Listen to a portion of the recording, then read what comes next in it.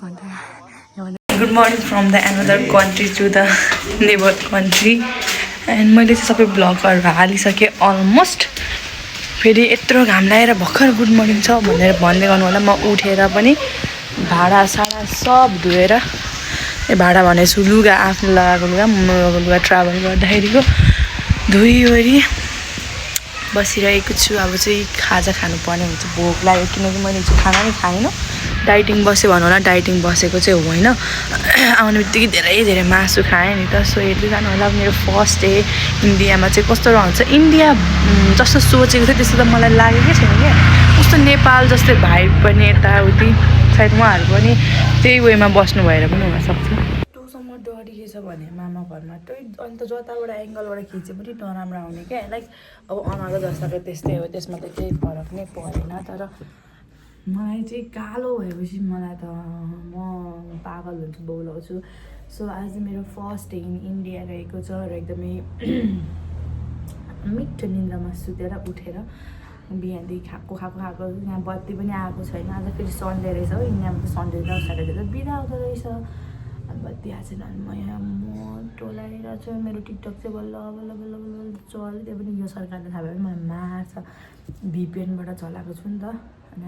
अनि दाइ पनि हुनुहुन्छ फुपूको छोरा. अनि अब उहाँले चाहिँ मलाई घुमाउने भन्नुभएको छ. अनि अब म दाइसँगै हुन्छु होला. अब जति पनि टाइममा बस्छु. अनि अब हेर्दै जानु होला आजको दिनमा मेरो कसरी बित्छ, म के गर्छु कसो गर्छु. पानीपुरी खानु मन लागेर मर्न लागेको छु. मलाई पानीपुरी चाहियो.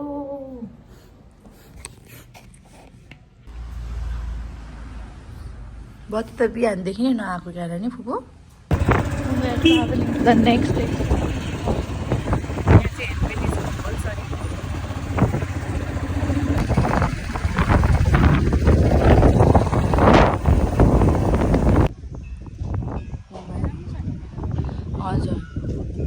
चिसो के एकदम.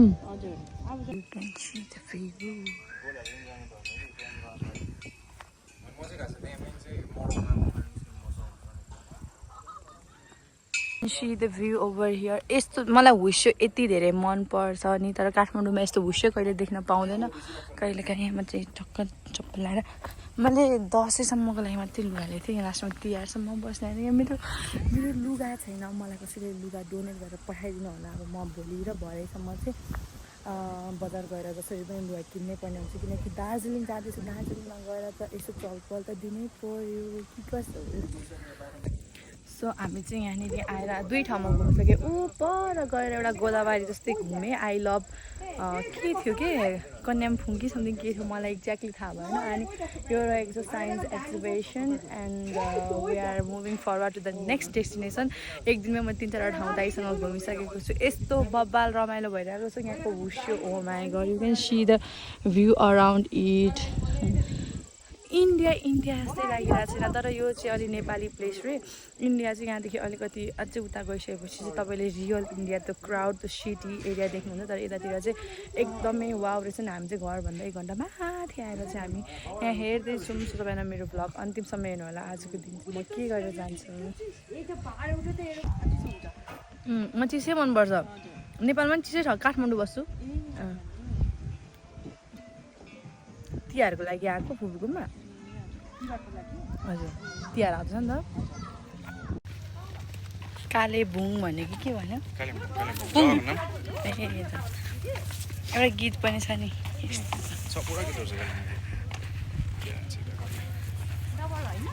फन अघिदेखि घुमिरहेको छौँ घाँसमा. ए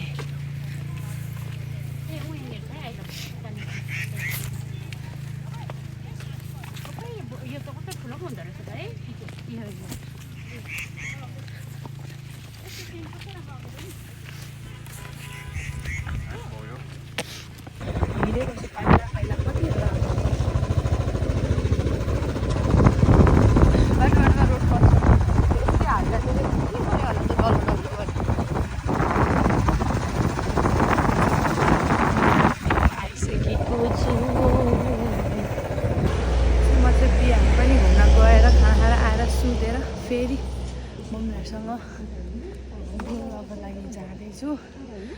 फेरि हिँड्न भनेपछि एकदमै जाऊ हामी चाहिँ यति राति मेरो लागि त्यो पनि दाइ बिचरा लुगा धुइरहनु भएको छ यो हेर्न त छोड्नुपर्छ अरे हेर्नु त अति गर्यो म चाहिँ यस्तो बबाल म होला आइपुग्यो हो लुगा किन्नको लागि त्यही पनि रातिको 7 बजे किनकि दाइले दिउँसो भ्याउनु भएको थिएन हामी बिहान घुमेर आएपछि दाइ मिटिङमा जानुभयो फेरि लुगा धुनुभयो and we are going to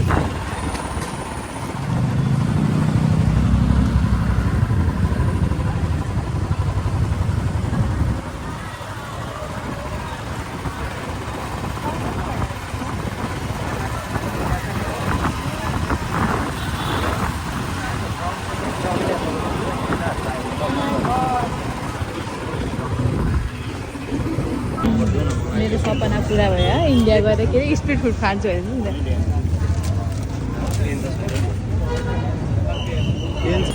आयो इन्डिया आएर मेरो के अरे पानीपुरी चटपटे खाने पनि सपना पुरा भयो उ त्यहाँनिर यस्तो बब्बाल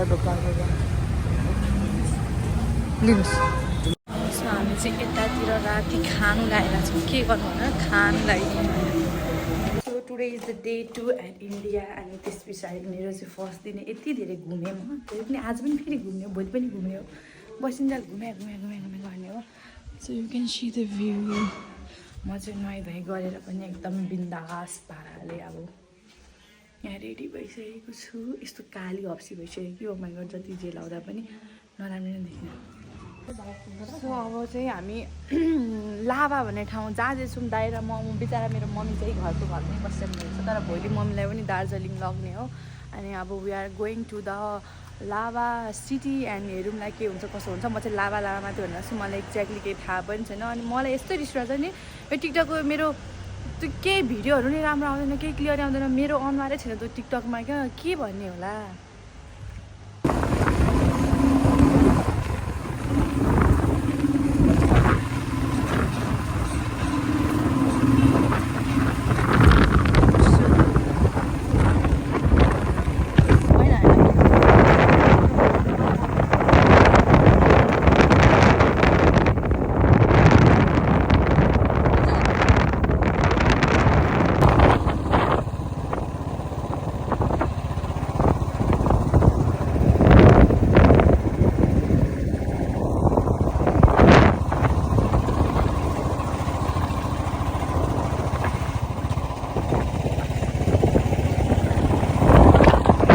खतरनाक ठाउँमा आइसक्यौँ हामी ओ माई गड मेरो त्यस्तो ठाउँमा दुखिरहेछ नि बस्दा oh my god nice if you love nature you will find the beauty everywhere nice ए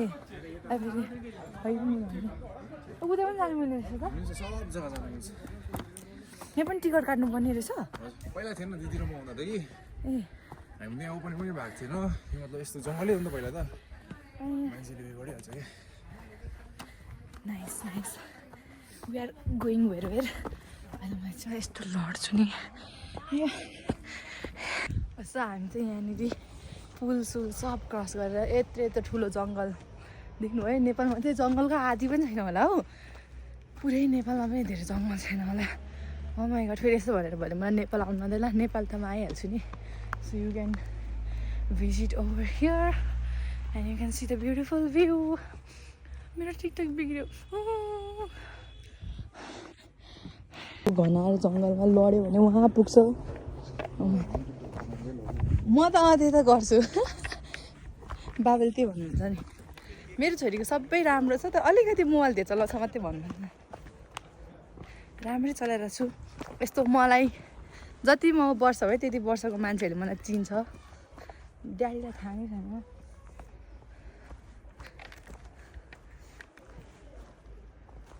ओहो हुस्छु नि यो भाइ साहब म चाहिँ हिजो नि बनेर यहाँनिर फोटो खिच्नु जाँदैछु टर्न रहेछ तर पनि केही फरक छैन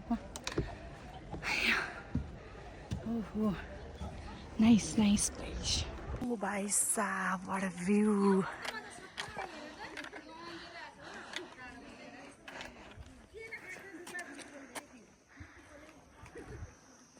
we are into the next destination लामाहरू चाहिँ जुन देशमा पनि हुने चाइनामा पनि होला सायद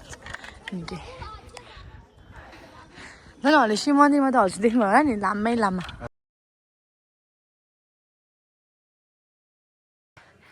इन्डियाको मान्छे नेपालमा आएर त सिंहदरबार थाहा छ हजुरलाई त्यो किन्छु भनेर भिडियो थियो है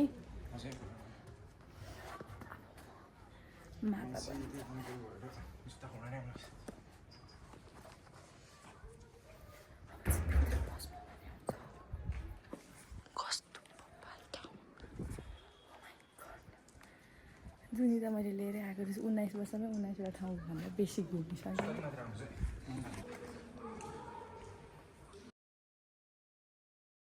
So we are moving forward to the next destination and nice view on the top Mustang गएको जस्तो फिलिङ आइरहेछ मलाई अलिकति पानीको त्यो झर्नाको मात्रै कमी छ अरू त एकदमै जस्ट लुकिङ लाइक वाउ सबैको टिकटक कति राम्रो बनाएको छ मेरो मात्रै टिकटक केही राम्रो बनिएको छैन यस्तो रिस उठिरहेको छ मलाई के भएको टिकटक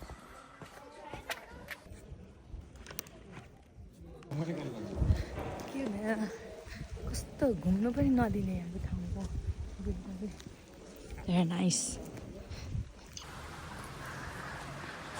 पनि पानी त पऱ्यो अब के भन्नु होला म नेपाल गएपछि पानी पर्दा हुँदैन कि यहाँ हुँदा पनि घुमाइ चाहिँ हुनु पऱ्यो है अनि मैले इन्डियाको यत्रो तारिफ गरेको के हो पानी पर्दा 1 करोड कुम्बीको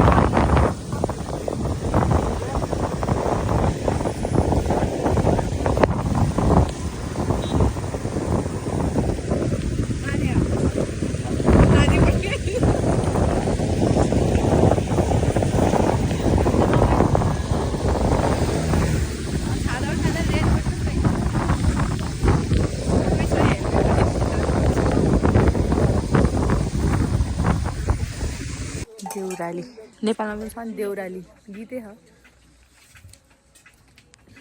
प्रायः नेपालमा सबै कपी गर्ने भने कि इन्डिया इभन फिलिङ पनि जस्ताको त्यस्तै हो एउटै त हो नेपाली नेपालीको त भने